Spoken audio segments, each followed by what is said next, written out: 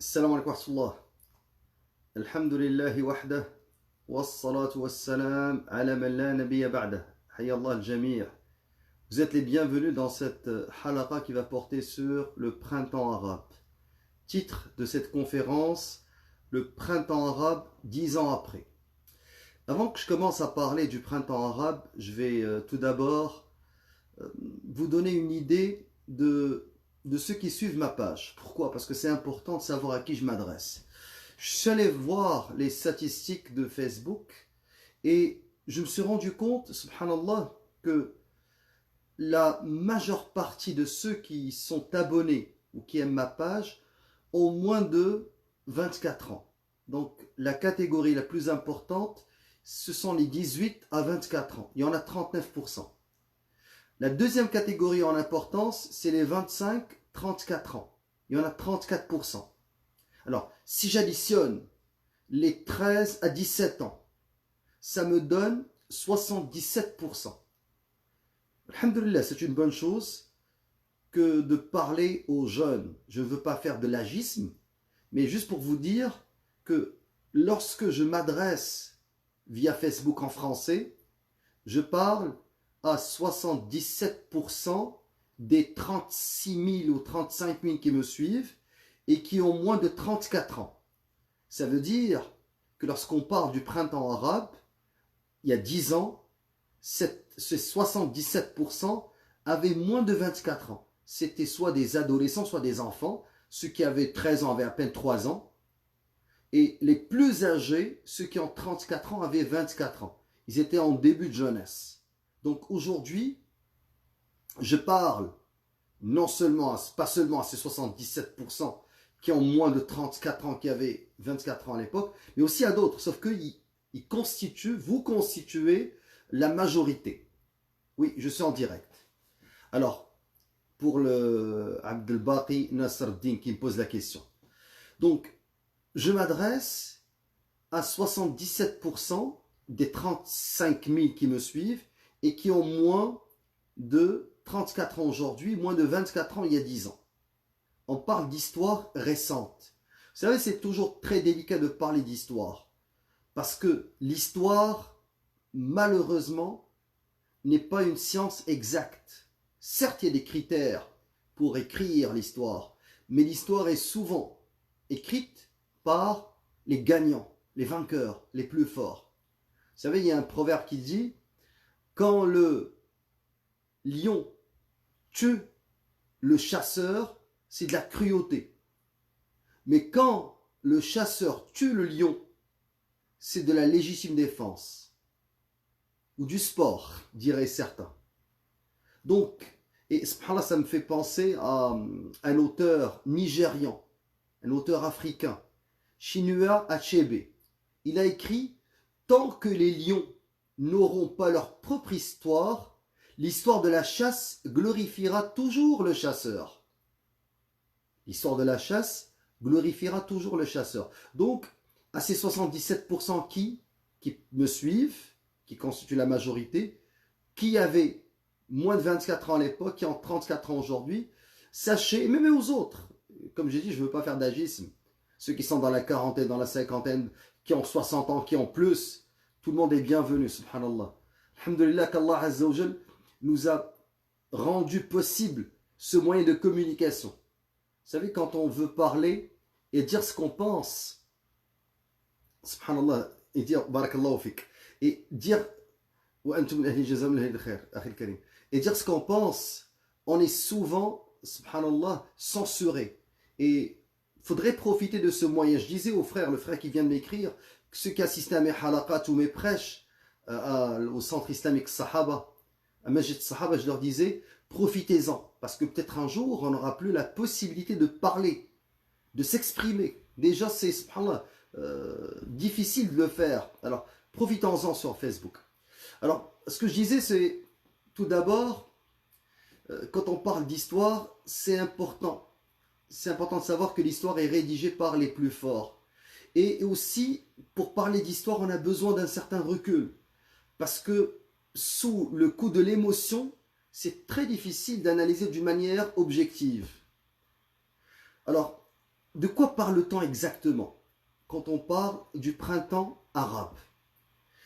L'expression printemps arabe ou bien les révolutions arabes, il y a d'autres appellations. Le réveil arabe, les révoltes arabes. Certains ont parlé de révolution Facebook, d'autres révolution Twitter, révolution 2.0. Vous allez trouver ces synonymes.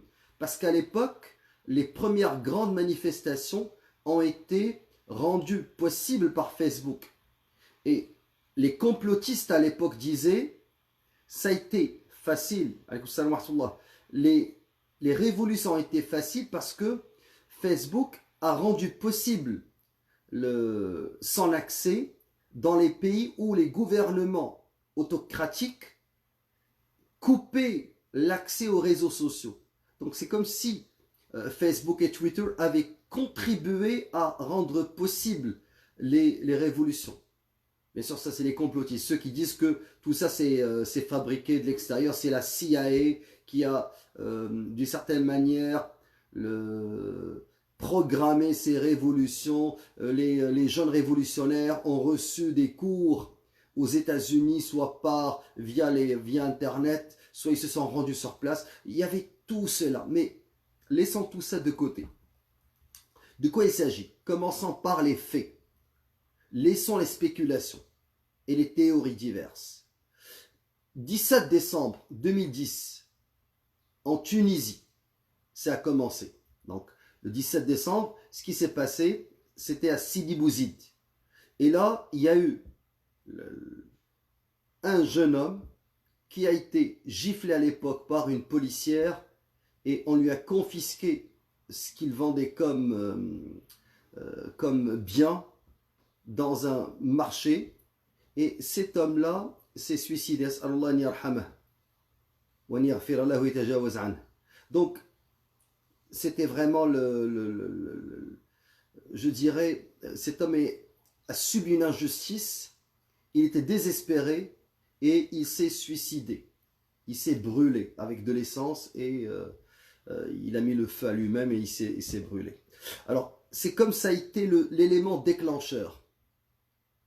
L'élément déclencheur, subhanallah, a été ce suicide à Sidi Bouzid en Tunisie. C'était le 17 décembre 2010. Je me rappelle à l'époque, j'avais pris la parole à la mosquée, puis j'avais dit qu'Allah Azza wa Jalla pardonne à cet homme et que le suicide est haram en islam, mais que prier sur celui qui se suicide est légitime, est légal, et faisons des invocations pour qu'Allah subhanallah, accorde sa clémence et sa miséricorde à cet homme-là.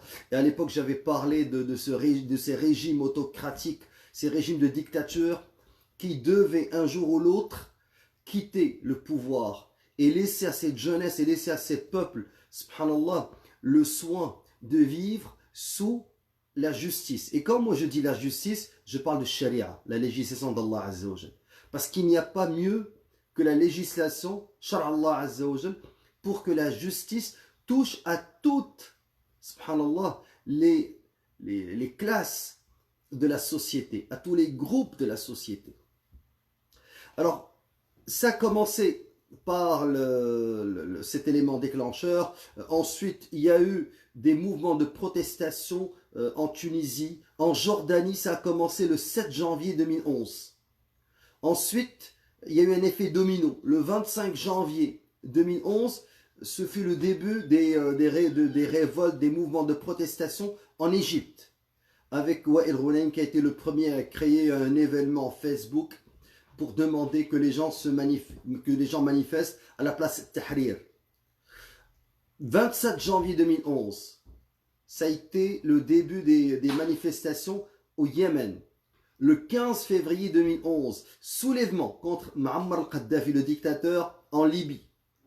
14 février 2011, soulèvement à Bahreïn, où il y a une majorité chiite et une minorité sunnite qui gouverne.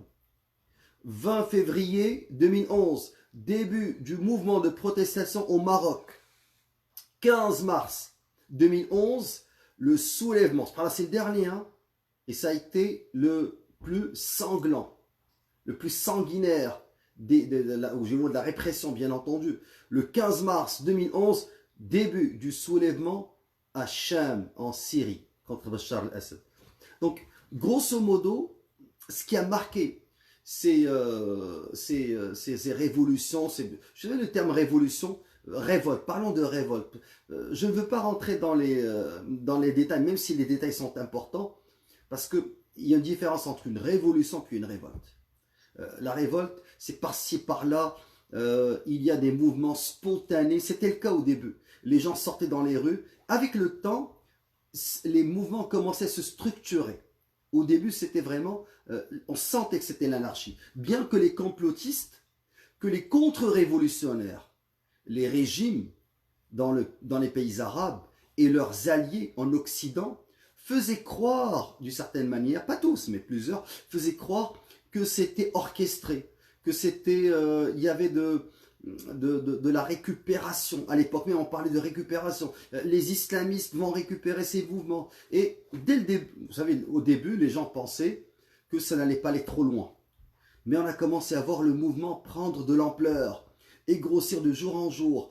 Et les méthodes de contestation étaient modernes, donc outils de communication, les téléphones cellulaires ont rendu facile la prise de vidéos, de photos. Vous savez, avec un cellulaire, moi je vous parle maintenant à travers un cellulaire. Donc, ça prend aujourd'hui un cellulaire et un réseau social, Twitter, Facebook, Instagram, n'importe lequel, pour pouvoir aller joindre des milliers, des fois des millions. Alors, ça n'a pas été difficile. Ces gens-là n'avaient pas besoin de beaucoup de moyens. Avec un simple cellulaire, ils créent un événement Facebook, les gens se réunissent, ils prennent la vidéo et la publient.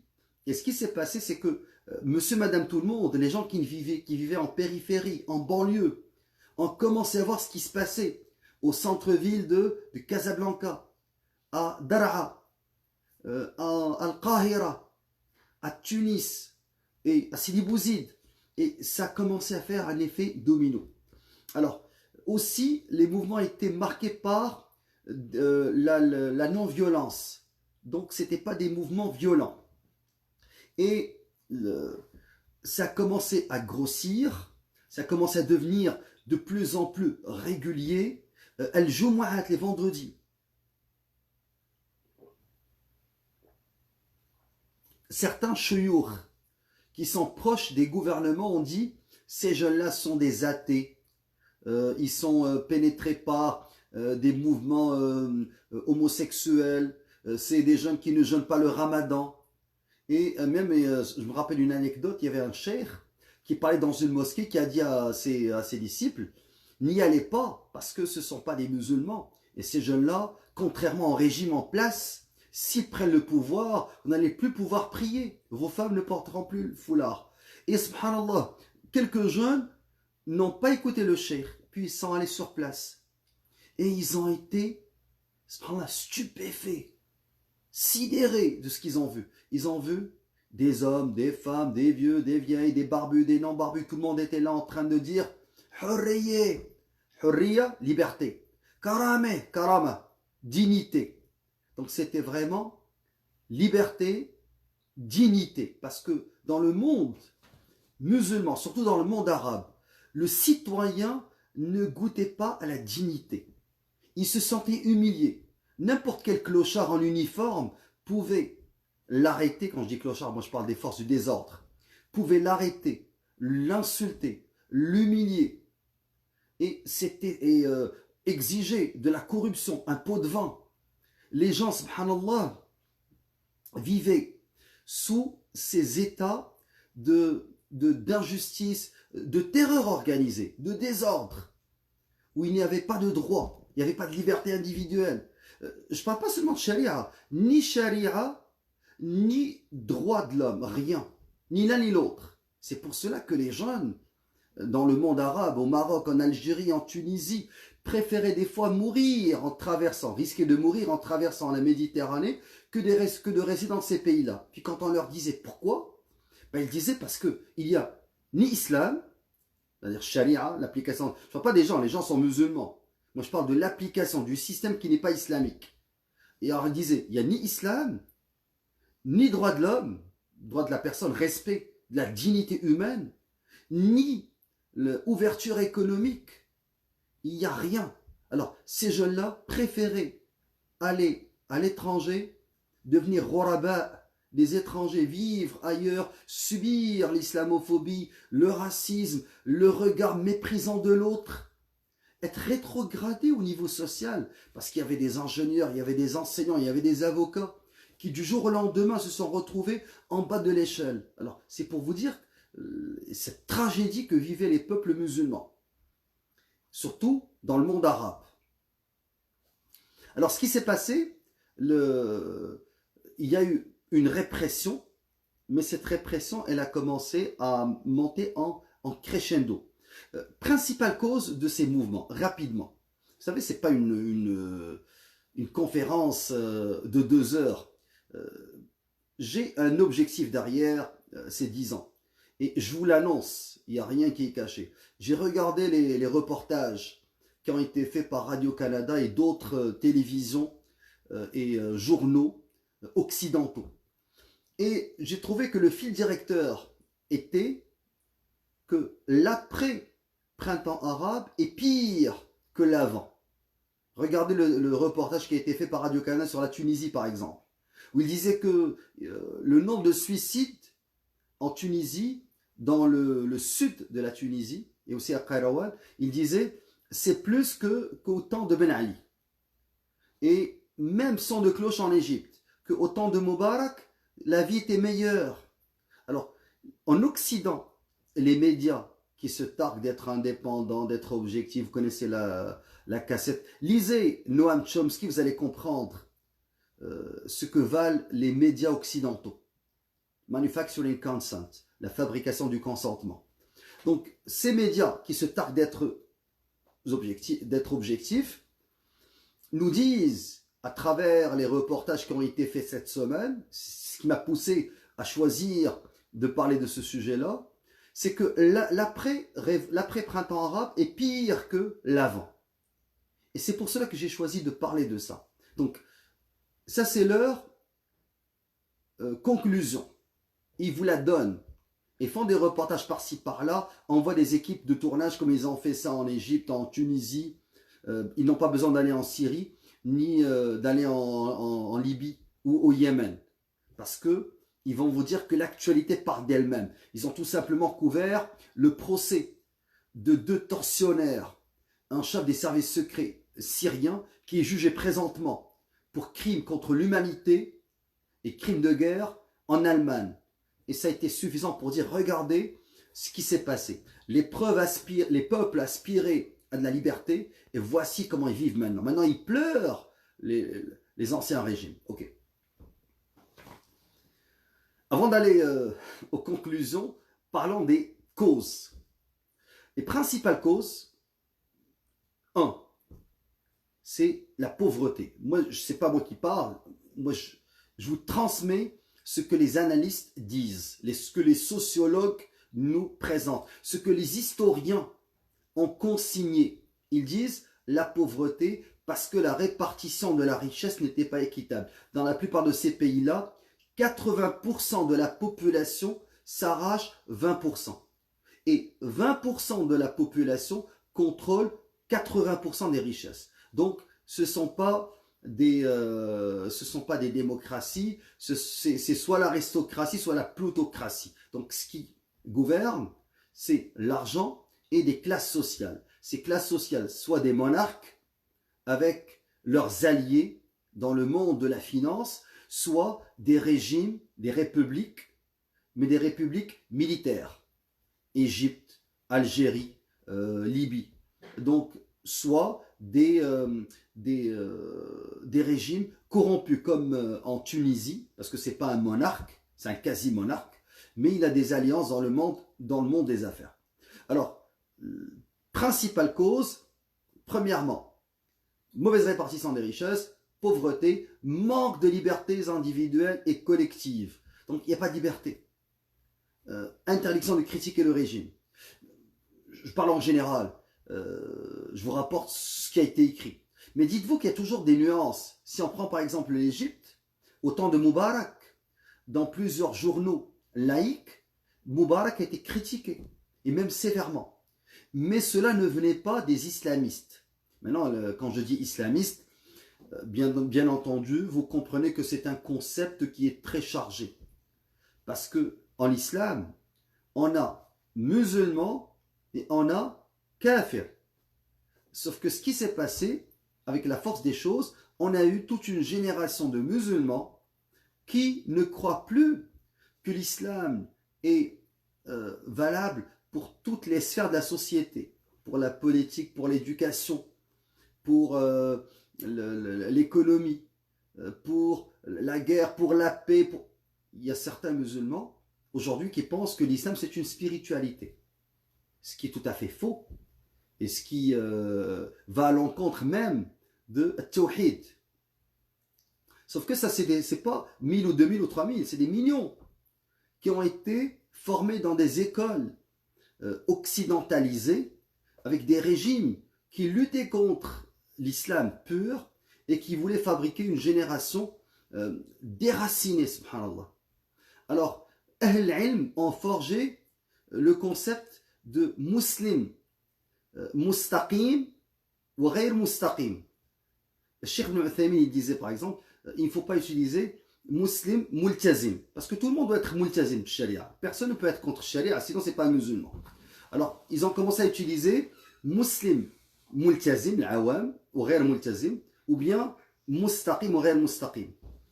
Alors, les services secrets occidentaux, ensuite les médias occidentaux, ont commencé à utiliser musulmans et islamistes. Ça a été repris par les services secrets égyptiens, tunisiens et autres. Qu'est-ce que l'islamiste et le musulman?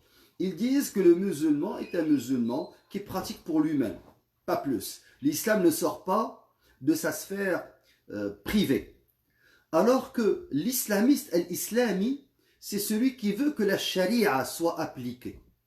Bien entendu, si tu ne crois pas que sharia, inil hukmu illa lillah, afa hukm al-jahiliyyati yabghun, si tu ne crois pas à ces versets-là, subhanallah, وَمَنْ لَمْ يَحْكُمْ بِمَا أَنزَلَ اللَّهِ فَأُولَٰئِكَ هُمُ الْكَافِرُونَ. Si tu ne crois pas à ces versets-là, tu n'es pas musulman. So, comme j'ai dit, il y a eu tellement d'ignorance qu'on a commencé à voir des musulmans qui croient, eux aussi, à force d'entendre ces concepts dans les médias, qu'il y a islami qui veut appliquer sharia et qu'il y a musulman qui veut seulement pratiquer son islam chez lui à la maison. Alors, il y a eu, comme j'ai dit, manque de liberté individuelle, mais on permettait à ceux qui ne sont pas islamistes de critiquer les régimes. Donc, et c'était le cas en Égypte. Et je peux vous donner plusieurs, Jalidat Shab, il y avait le Wafd, il y avait plusieurs journaux où des intellectuels égyptiens pouvaient critiquer Moubarak. À condition bien entendu qu'ils ne soient pas affiliés aux Ikhwan al-Muslimin, les frères musulmans, ou Salafiyoun, parce que même Salafiyoun était coupé en plusieurs catégories, les salafistes quiétistes, Salafi al-Ilmiya, les salafistes madkhalistes, donc ceux qui sont pro-gouvernement, Raslan, al-Madkhali, Rabi al-Madkhali et compagnie, que vous connaissez, ou Salafiyya, par exemple, al-Harakiyya, ou al-Sururiyya, ou al-Jihadiyya, ceux qui sont contre les gouvernements, et qui voient dans les soulèvements, soit armés, soit autres, ou avec des actions sur le terrain, que ce soit des actions politiques, des manifestations, un non-respect des conventions respectées par les salafistes en général. Donc, ces groupes-là, où les islamistes n'étaient pas autorisés à critiquer. Les autres, tant qu'ils n'avaient pas grand écho dans la population, parce que vous savez, ces soi-disant intellectuels, si l'un d'eux fait une conférence, il va y avoir 3, 4, 5 personnes qui vont venir l'écouter pour débattre avec lui. Alors que si ceux qu'on appelle islamistes, il dit « Qala Allah », tu trouves des milliers qui disent « Sadaq Allah ». S'il dit « Qala Rasulullah », tu trouves des milliers qui disent, ou des millions « Sallallahu alayhi wa sallam ». Donc, le discours religieux, il a, subhanallah, un impact sur les cœurs. Parce que les peuples musulmans n'ont pas été déracinés de leur religion. Le passage de la France, de l'Angleterre, de l'Italie, de l'Espagne, dans les pays musulmans, et le fait qu'ils ont d'une certaine manière, diviser le califat n'a pas enlevé l'islam de la conscience collective des peuples. Les peuples restent fortement attachés à leur islam. Ils ont beau jouer la carte des divisions ethniques, amazirs contre arabes, turcs contre kurdes, ça ne marche pas. En fin de compte, ils se mettent tous ensemble sur la même ligne et disent Allahu Akbar et prient ensemble. Et eux, ils le savent, mais ils ont intérêt toujours à entretenir ces divisions nationales, tribales, ethniques, pour diviser. Mais soyez optimistes. Tout ça, c'est temporaire. Alors, absence de liberté individuelle, pauvreté, chômage, coût de la vie qui est très élevé, problème démographique aussi. Vous savez, en Occident, la pyramide démographique, elle est faite ainsi. Donc, elle est à l'envers. Alors que dans le monde musulman, elle est comme ça. Il y a beaucoup de jeunesse et très peu de vieux. Alors, ce qui veut dire que les jeunes rêvent d'ascension sociale, rêvent de se marier et de faire des enfants. Notre plus grande force dans le monde musulman, c'est les ressources humaines. Et l'Occident profite de ces ressources humaines parce qu'il prend la crème de la crème. Tous ceux qui devraient normalement travailler pour bâtir leur pays d'origine sont en Occident en train de bâtir d'autres pays. Alors, tout cela a contribué à apparaître des mouvements de jeunes qui ont commencé à se révolter sur cette situation, qui sont sortis dans les rues. Maintenant, une fois qu'ils sont dans les rues, et que on a commencé à entendre printemps arabe, révolte 2.0, révolution Twitter, Facebook. C'est des échos à ce qu'on appelle le printemps des peuples de 1848. Ça fait penser à la chute du rideau de fer en 89. Donc, on a commencé à faire des parallèles.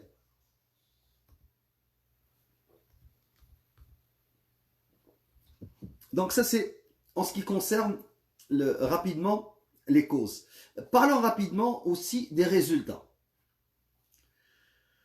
Les résultats. Alors, c'est vraiment les résultats qui m'ont poussé à parler de ça. Quand j'ai vu que l'analyse qui a été faite par Radio-Canada, par d'autres journaux occidentaux et chaînes, c'est que ça a été un échec flagrant et que les peuples rêvent de l'avant-printemps arabe. Il y a eu départ des chefs d'État en Tunisie, Ben Ali, Moubarak qui a été jugé, et Ali Saleh au Yémen qui s'est enfui en Arabie Saoudite et qui finalement est retourné. Puis au début il a été attaqué, son pal a été attaqué, il a été quasiment brûlé, puis finalement il a été tué. Donc ça, c'est trois chefs qui ont quitté le pouvoir. Il y a eu le Kadhafi qui a été tué. Au Maroc, le pouvoir a été très pragmatique. Il a sorti la carte des islamistes et les a utilisés. Quand je dis les islamistes very, very, very light. Donc les frères musulmans qui ont eu le pouvoir et qui ont d'une certaine manière calmé le peuple pour qu'il ne se joigne pas au mouvement du 20 février. Et ils ont changé de constitution au Maroc. Donc, il y a eu le PJD, qui est un parti qui n'a pas été formé au début par les frères musulmans, mais ils l'ont, d'une certaine manière, utilisé comme moyen pour accéder au pouvoir. Il y a eu un changement de gouvernement en Jordanie aussi. Donc, les deux monarchies, alaouites et hachimites, ont été assez stratégiques pour calmer le jeu et donner un petit peu plus de lest politique. Il y a eu une intervention militaire des pays du Golfe au Bahreïn pour mater toute révolution. Les élections ont conduit en Tunisie à Nahda, qui était au début interdit, et il a pu accéder au Parlement, au gouvernement même. Au Maroc, ça a été le cas aussi. En Égypte, les frères musulmans qui ont eux aussi pu pour la première fois bénéficier d'élections libres sont parvenus au pouvoir avec Morsi. Et d'une certaine manière, ça c'était le résultat immédiat. À ce moment-là, quand il y a eu cet accès au pouvoir, ces changements de constitution, et on a commencé à assister à déjà l'après-révolution ou la contre-révolution. Alors, ne soyez pas surpris qu'il y ait des récupérations. Vous savez, il serait fou que des nations occidentales qui ont des intérêts dans ces pays-là n'instrumentalisent pas, ne récupèrent pas politiquement ces événements. De la même manière, ceux qui disent « Ah, les frères musulmans en Égypte ont sauté sur l'occasion pour se porter au pouvoir », mais c'est normal. C'est comme n'importe quel groupe organisé, il a intérêt à instrumentaliser, à récupérer politiquement. Les salafistes qui ont créé Hizb al-Nour ou Zour et qui disaient hier c'est interdit.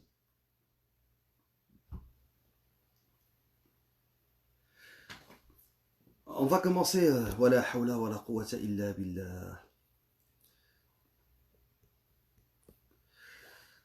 Donc, ce que je disais, astaghfirullah al-azim, c'est tout à fait normal que des gouvernements ou des groupes fassent de la récupération.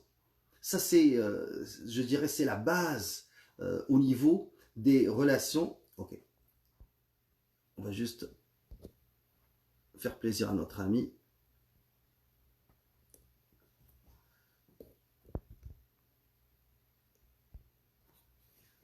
Va lire ma biographie, tu vas comprendre. Alors, ce que je disais, astaghfirullah al-azim, il est tout à fait normal qu'il y ait des récupérations. Maintenant, si on lit ce qu'a écrit Mencken, qui est un journaliste écrivain américain, il a écrit que le but de la politique est de garder la population inquiète et donc en demande de mise en sécurité, en la menaçant d'une série ininterrompue de monstres tout en l'étant imaginaires.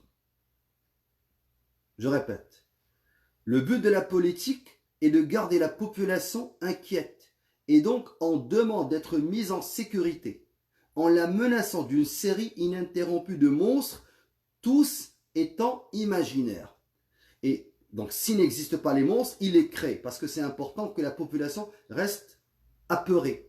Et que le pouvoir en place, le roi, ou bien les généraux, le pouvoir militaire, ou le président, le père du peuple, va sécuriser, va protéger le peuple. Alors, ils ont intérêt toujours à faire peur, à dire, regardez ce qui va se passer. Après, subhanallah, la révolution, les gens vont vivre d'une période d'incertitude. Et la classe économique, qui est généralement conservatrice, va automatiquement se tourner vers le pouvoir.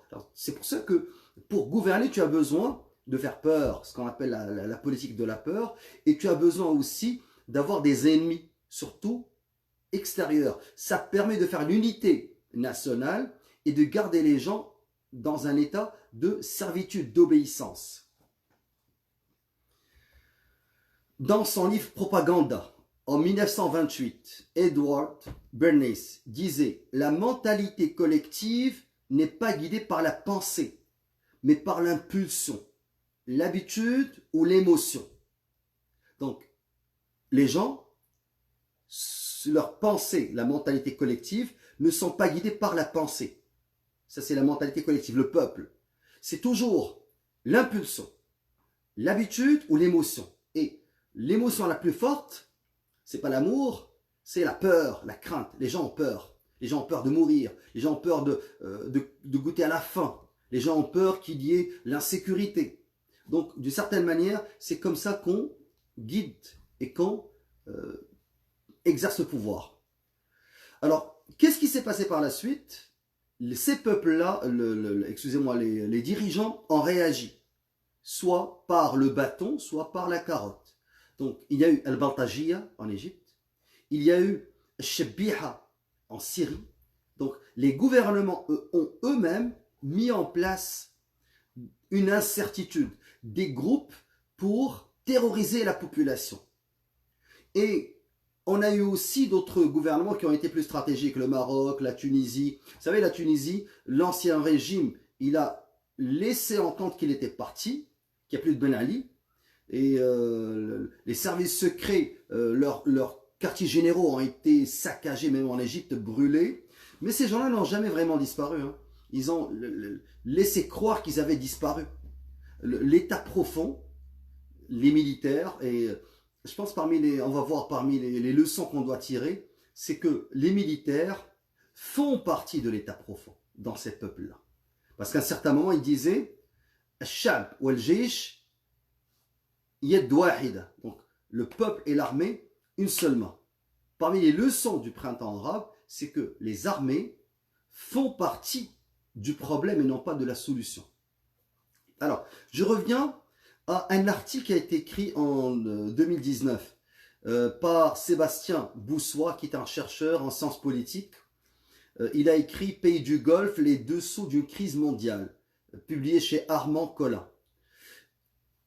Allez dans Le Point, lisez son article Les Émirats, maîtres de la contre-révolution arabe. Sous-titre de l'Algérie au Yémen, Abu Dhabi soutient par tous les moyens les pouvoirs autoritaires pour étouffer toute contestation démocratique dans le monde musulman. Bien sûr, quand je dis démocratique, on la met entre guillemets parce que vous savez pertinemment ce que signifie la démocratie.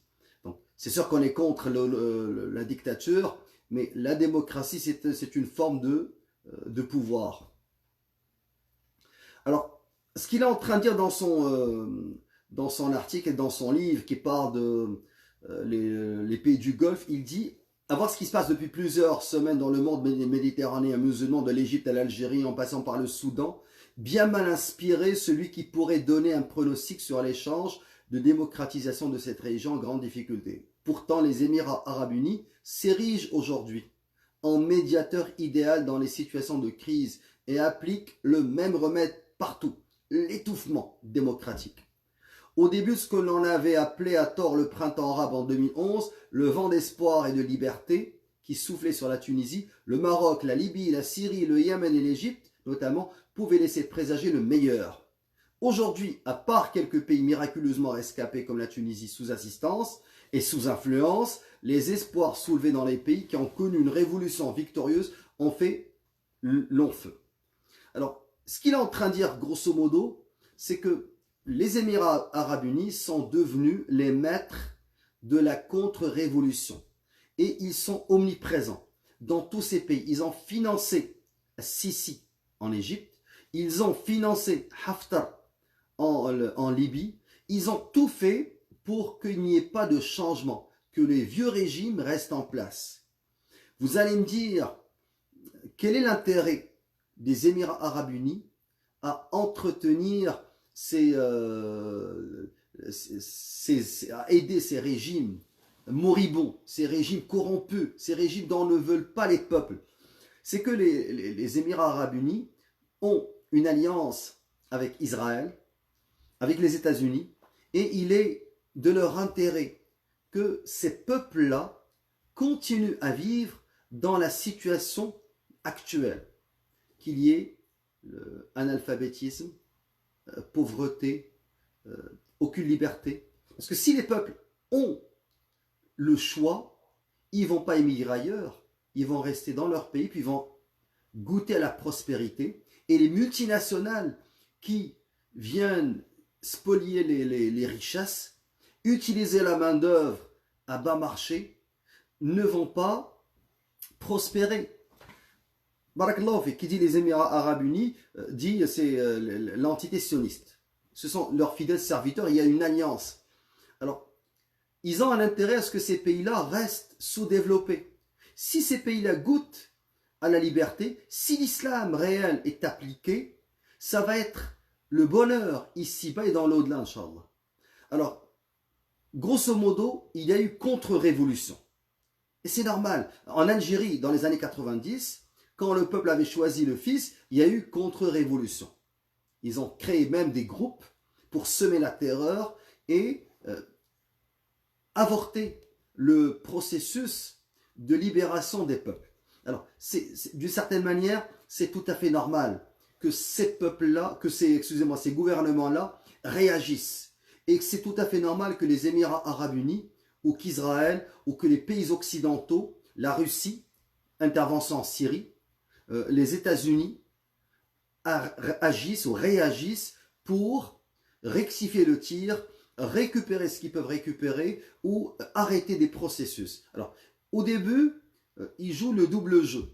Ils disent on est avec le changement, on est avec les peuples. Et observe qui va avoir gain de cause. Si ceux qui vont avoir gain de cause, ceux qui vont arriver au pouvoir, ne vont pas leur garantir leurs intérêts, et ils savent pertinemment que si ceux qu'ils appellent les islamistes arrivent au pouvoir, les multinationales n'auront pas le loisir de spolier les richesses parce que ces gens-là ne sont pas corrompus.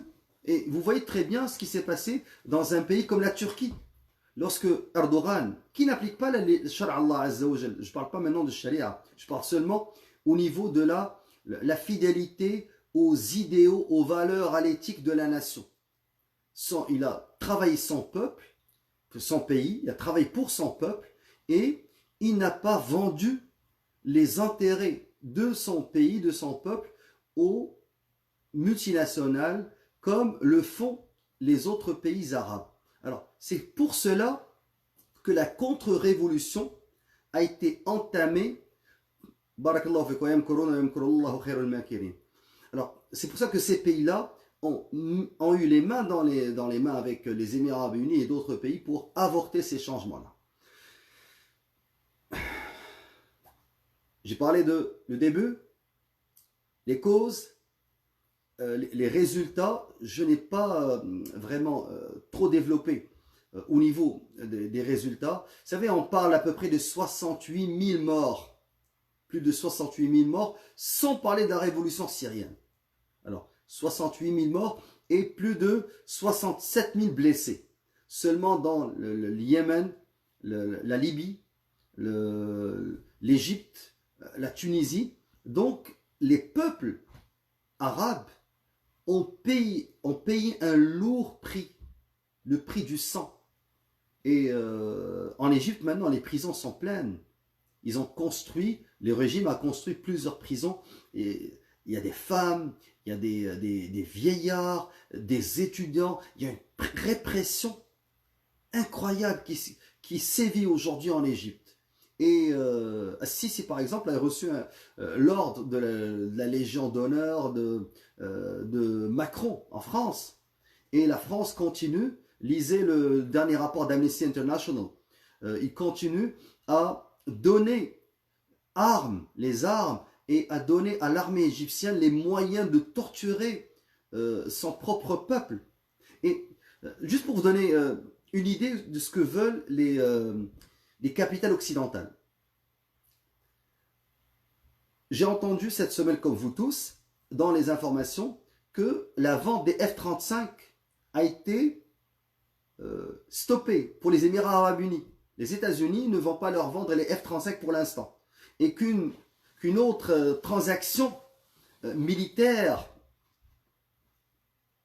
toute cette transaction militaire, subhanallah, n'a pas été une transaction militaire avec l'Arabie Saoudite n'a pas été conclue. Pourquoi? Parce que les États-Unis estiment que la guerre au Yémen doit s'arrêter. Vous savez, la guerre au Yémen doit s'arrêter. Qui est en train de prendre contrôle au Yémen à travers les Houthis? C'est l'Iran. Donc c'est comme si, d'une certaine manière, les Américains et d'autres puissances occidentales, l'Angleterre, le Canada, l'Allemagne, veulent que l'Iran prenne le contrôle du Yémen, comme l'Iran a pu prendre le contrôle de l'Irak, comme l'Iran a pu prendre le contrôle avec la Russie de la Syrie.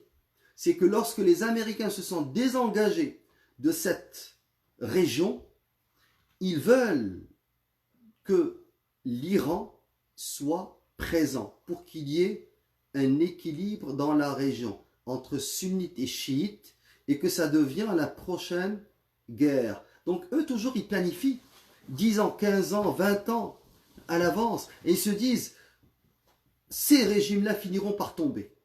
Et si ces régimes tombent, les peuples vont commencer à s'organiser et nous allons avoir dans cette région du monde qu'on a contrôlé pendant à peu près un siècle, un retour de l'islam. Alors il faudrait déjà leur préparer un ennemi potentiel. L'ennemi, ça va être les chiites, donc une guerre entre sunnites et chiites, ou bien ça va être une autre guerre avec le péril jaune, avec la Chine, d'où l'insistance de parler des Ouïghours. Je ne dis pas qu'il ne faut pas en parler, mais l'insistance de certaines capitales occidentales à parler des Ouïghours.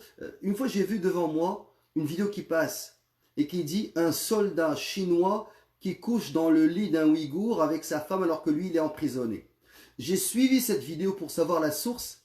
J'ai trouvé le ministère des Affaires étrangères américain. Donc, la source initiale de cette vidéo. Vous savez, en Chine, tout est tellement contrôlé que quand tu vas dans les toilettes publiques, il y a reconnaissance faciale et on te donne le papier hygiénique en 3, 4, 5 bouts de papier hygiénique, c'est compté. Et quand tu épuises ta portion mensuelle, il t'en donne plus. Reconnaissance faciale, imaginez. Alors, est-ce que vous avez imaginé qu'un soldat va se filmer lui-même au lit avec une Ouïghour musulmane et qui va publier la vidéo sur les réseaux sociaux?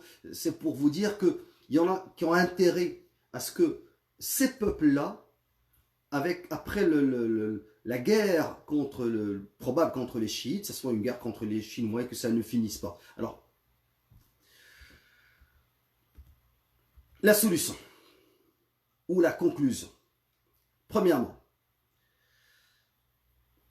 le prophète alayhi salatu wassalam, il nous a, subhanallah, dit dans un hadith que vous connaissez tous, hadith Thawban, radiyallahu anhu. Il a dit Yushikul umamu an tada'a alaykum kama tada'a al-akalatu ila qas'atiha. Les différentes communautés sont sur le point de se regrouper contre vous, comme se regroupent les mangeurs autour de leur plat. Et le monde musulman est un plat. Et ces gens-là, soit ils mangent directement, soit ils ont leurs représentants qui les aident à manger. Et faqala qa'il, l'un des sahaba, une personne a dit وَمِنْ قِلَّةٍ نَحْنُ يَوْمَئِذٍ, serions-nous peu nombreux ce jour-là? Le prophète sallallahu alayhi wa sallam a dit بَلْ أَنْتُمْ يَوْمَئِذٍ كَثِيرٌ وَلَكِنَّكُمْ كَغُثَاءِ السَّيْلِ. Le prophète a dit vous serez plutôt nombreux ce jour-là, mais vous serez comme l'écume du torrent. وَلَيَنْزِعَنَّ اللَّهُ مِنْ صُدُورِكُمْ مِنْ صُدُورِ عَدُوِّكُمْ وَلَنْ يَنْزِعَنَّ اللَّهُ مِنْ صُدُورِ عَدُوِّكُمْ الْمَهَابَةَ مِنْكُمْ. Allah va retirer des cœurs de vos ennemis la crainte qu'ils avaient de vous. وَلَيَقْذِفَنَّ اللَّهُ فِي قُلُوبِكُمْ الْوَهْنَ. Et Allah va mettre dans vos cœurs al-wahn. Une personne a dit au messager d'Allah, qu'est-ce que le wahn? Alors, lorsqu'il lui a posé la question, le prophète alayhi salatu wassalam, il a dit Hubbud dunya wa karahiyatul maut. L'amour d'ici-bas et le fait de détester la mort. Hadith a été rapporté par Abu Daoud et authentifié par Sheikh Al-Albani dans Silsila as-Sahiha. Donc ce hadith, il est clair, c'est que les musulmans vont être sous l'influence directe de plusieurs nations qui vont se regrouper contre eux et qui vont les utiliser comme un plat. Pourquoi? C'est pas à cause du nombre, les musulmans seront nombreux. Mais ce qui va arriver, c'est un changement chez les musulmans. Ce changement-là va entraîner qu'ils ne vont pas être considérés, les autres peuples ne vont plus les craindre, parce que eux, ils vont avoir al-wahn. Al-ilm, ils ont dit al-wahn, c'est al-da'f. C'est pas la faiblesse. Parce que al-da'f, c'est une faiblesse. Ou al-wahn, c'est une faiblesse voulue.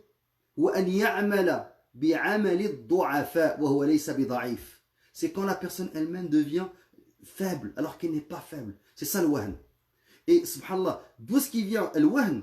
Il vient de hubb dunya, le fait de vouloir la vie, de tenir à la vie. Et karahiyat al-maut, et détester la mort. Qu'est-ce que les gens qui résistent aux révolutions, qu'est-ce qu'ils disent? Ils disent, wallah, il faudrait qu'il y ait un changement dans nos pays. Mais le prix est énorme. Le prix, ça va être le sang.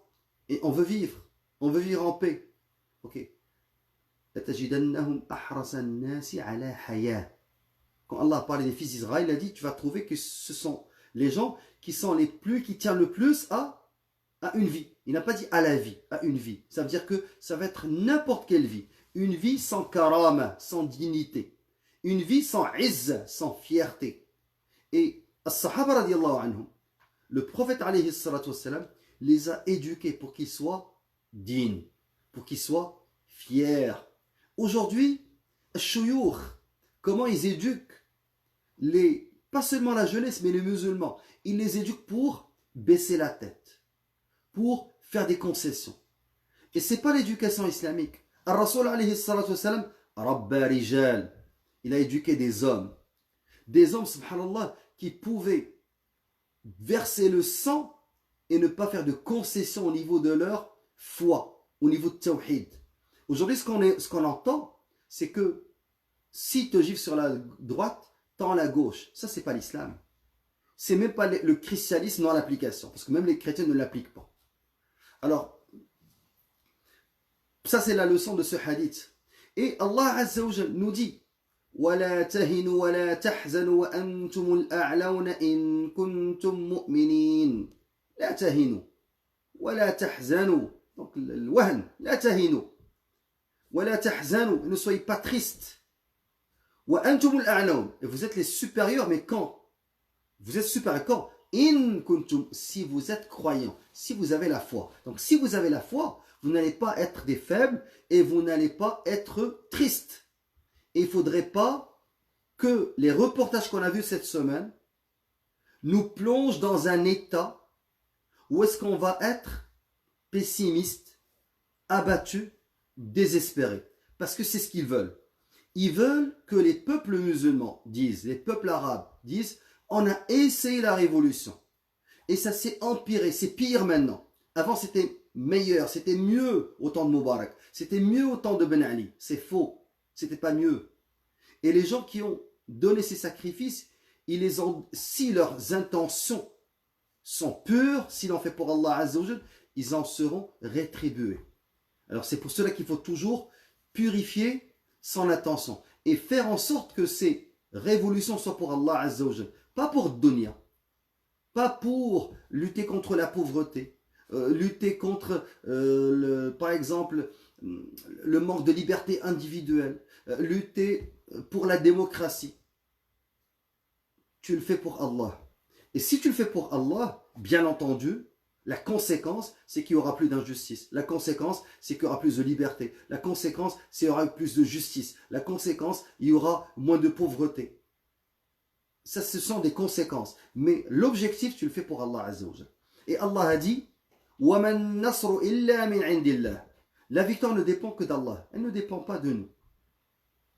وَمَا جَعَلَهُ اللَّهُ إِلَّا بُشْرَى وَلِتَطْمَئِنَّ بِهِ قُلُوبُكُمْ وَمَا النَّصْرُ إِلَّا مِنْ عِنْدِ اللَّهِ إِنَّ اللَّهَ عَزِيزٌ حَكِيمٌ. Et ce n'était là de la part du Seigneur qu'une heureuse annonce destinée à vous mettre en confiance. Tant il est vrai qu'il n'y a qu'Allah pour accorder la victoire, car il est puissant et sage. Et nous, on n'oublie pas. La victoire, elle vient d'Allah. Quand Allah va vouloir, elle va venir. Et Allah nous a dit aussi, ça c'est dans l'Anfal, dans Surat Al-Imran, si Allah vient à votre secours, nul ne pourra vous vaincre.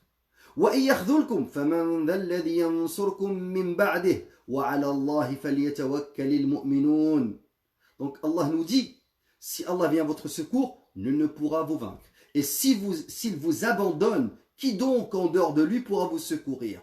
Que les croyants mettent donc leur confiance en leur Seigneur. Il faudrait mettre notre confiance en Allah Azza wa Jal. Alors, première chose qu'on doit savoir, la victoire vient d'Allah.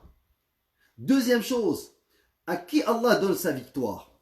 Allah a dit, ô vous qui croyez, ô vous qui croyez, si vous faites triompher la cause d'Allah, il vous fera triompher et raffermira vos pas. In tansurullaha yansurkum wa yuthabbit aqdamakum. Surat Muhammad. Ya ayyuhalladhina amanu in tansurullaha yansurkum wa yuthabbit aqdamakum. Donc si vous faites triompher Allah, sa cause, il vous fera triompher et raffermira vos pas. Et on a besoin d'être raffermis, subhanallah.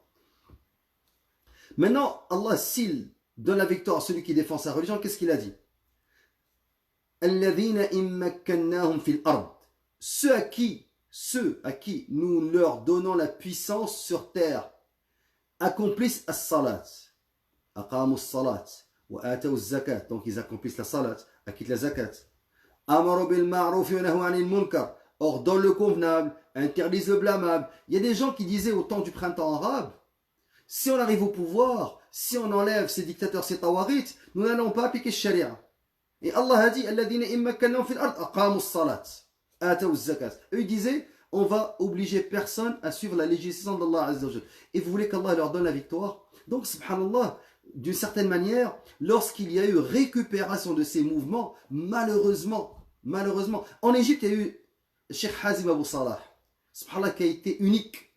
Cet homme-là a été, comme l'a dit Cheikh Rifa'i Surur, rahmatullah alayh, il a dit, Hazim Abu Salah était l'homme de la situation. Alors vraiment, c'était l'homme qui avait une vision, qui leur disait, faites attention, l'ennemi, c'est pas seulement Mubarak, c'est pas seulement Amn Dawla, les services secrets. Al-Majlis al-Askari, l'armée n'est pas un allié. L'armée fait partie du problème. Et la plupart des révolutionnaires à l'époque disaient, non, l'armée est là pour protéger Thawra. Foutaise.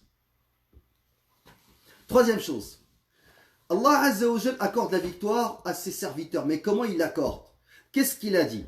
Allah a dit, je suis avec vous. Affermissez donc les croyants, je vais jeter les freins dans les cœurs des mécréants. Donc, dans Surat Al-Anfal, إِذْ يُوحِي رَبُّكَ إِلَى الْمَلَائِكَةِ أَنِّي مَعَكُمْ فَثَبِّتُوا الَّذِينَ آمَنُوا سَأُلْقِي فِي قُلُوبِ الَّذِينَ كَفَرُوا الرُّعْبَ فَاضْرِبُوا فَوْقَ الْأَعْنَاقِ وَاضْرِبُوا مِنْهُمْ كُلَّ بَنَانٍ. Donc, Allah Azza wa Jal, هو الذي يلقي. C'est Allah qui a fermé. C'est Allah qui fait tout ça. Alors, et Allah a dit, et s'il veut te tromper, alors Allah te suffira. C'est lui qui t'a soutenu par son secours, ainsi que par l'assistance des croyants. Alors, subhanallah, tous ces versets-là doivent normalement servir à nous donner confiance, à qu'on ne cède pas à cette propagande qui laisse entendre que c'est fini. Moi, je vous dirais que les prochaines révolutions, le prochain printemps sera islamique, Inch'Allah, et le prochain printemps, et il faut avoir al-thiqa billah. Yahya ibn Mu'ad disait, thalathu khisal, il y a trois caractéristiques, min sifatil awliya, parmi les caractéristiques des alliés d'Allah. La première, al-thiqa billahi fi kulli shay, avoir confiance en Allah dans toutes choses. Wal ghina bihi an kulli shay, et se suffire d'Allah pour toutes choses. Wal ruju'u ilayhi min kulli shay, et toujours retourner vers Allah quand n'importe quoi nous touche. Alors, ce que je disais, c'est que le prophète alayhi salatu wassalam nous a dit dans une promesse que vous devez savoir et enseigner à vos enfants, hadith rapporté par l'imam Ahmed, il a dit, cette religion, il parle de l'islam, atteindra tous les endroits où se lève le jour et tombe la nuit.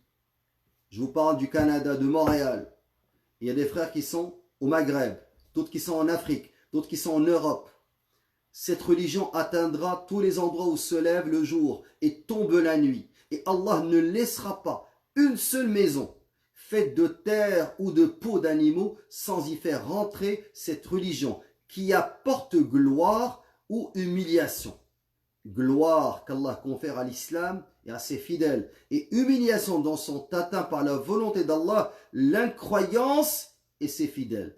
Tamim al-Dari, dans la famille était chrétienne et il s'est converti. Qu'est-ce qu'il a dit? Il a dit Wallahi, celui qui rapporte le hadith, il a dit Wallahi, j'ai été témoin dans ma propre famille. Ceux qui avaient accepté l'islam connurent l'honneur et la distinction, mais ceux qui avaient refusé de croire furent affligés par l'humiliation et l'ignominie. Subhanallah, qu'Allah Azza wa Jalla nous rende subhanallah, fiers de sa religion. Donc, d'une certaine manière, je veux que vous gardiez le moral. Je ne veux pas que ces analyses de pacotille qui disent que le printemps arabe a été un échec, que maintenant c'est pire, ce n'est pas pire. Les peuples apprennent de leurs erreurs. Les expériences enrichissent les nations. La Ummah a su ce qui s'est passé. La Ummah aujourd'hui, si elle fait une autre révolution, elle va être, Illa Azza wa Jal, bien sûr ça fait partie, l'éducation fait partie de tout ça, elle fait partie de tout ça. Donc cet ensemble-là va faire en sorte que les prochaines générations vont finir par enlever ces régimes pourris, ces régimes de dictature, ces tawaris, et les peuples musulmans vont, Illa Azza wa Jal, vivre la liberté, la dignité, la justice telle qu'elle leur a été promis par Allah Azza wa Jal dans son livre et par son messager dans sa sunna. Qu'Allah Azza wa Jal fasse qu'on connaisse ce moment-là. Si on ne le connaît pas, on aura travaillé pour le connaître. Et le musulman n'est pas jugé par les résultats. Il est jugé par les efforts qu'il amène dans cette dunya. Le prophète alayhi salatu wassalam, lorsque Allah lui a révélé إِذَا جَاءَ نَصْرُ اللَّهِ وَالْفَتْحِ, donc Nasrullah, la victoire d'Allah, وَالْفَتْحِ, la libération de la Mecque et de la terre, Jazirat al-Arab, وَرَأَيْتَ النَّاسَ يَدْخُلُونَ فِي دِينِ اللَّهِ أَفْوَاجًا, et tu as vu les gens rentrer en groupe dans la religion d'Allah. فَسَبِّحْ بِحَمْدِ رَبِّكَ وَاسْتَغْفِرْ. Regarde, سَبِّحْ بِحَمْدِ رَبِّكَ وَاسْتَغْفِرْ. Demande, سَبِّحْ بِحَمْدِ رَبِّكَ وَاسْتَغْفِرْ. Istighfar, subhanallah. Oui, istighfar, pour que l'orgueil ne rentre pas dans les cœurs. فَسَبِّحْ بِحَمْدِ رَبِّكَ وَاسْتَغْفِرْ. Regardez. Ce verset-là, ce soir, excusez-moi, a été pour as-Sahaba la preuve que le prophète alayhi salatu wassalam allait mourir. Pourquoi? Parce que sa fonction était remplie. Le prophète était venu pour que la religion rentre dans toutes les maisons, que les gens se convertissent. L'après, il n'a pas connu alayhi salatu wassalam. Et il est mort après que la religion se propage. Il n'a pas connu l'opulence et les victoires successives, la libération de Hacham, de l'Irak, d'Égypte. Tout ça, le prophète l'a pas connu. Il a livré la marchandise. Il a livré le message, sallallahu alayhi wa sallam. Donc, nous aussi, sur les pas du prophète, travaillons pour qu'il y ait un changement dans cette région du monde. Et n'attendons pas les résultats. Si Allah fait en sorte qu'on assiste à des révolutions qui vont, Illa Azza wa Jal, donner fruit, on espère. Si ce n'est pas le cas, on aurait fait ce qu'on peut et on n'aurait pas baissé la tête, on n'aurait pas fait de concessions sur notre tawhid et notre foi, et on aurait préparé la génération de l'Quds. أقول ما تسمعون وأستغفر الله لي ولكم فاستغفروه إنه هو البر الرحيم سبحانك الله وبحمدك أشهد أن لا إله إلا أنت نستغفرك ونتوب إليك والسلام عليكم ورحمة الله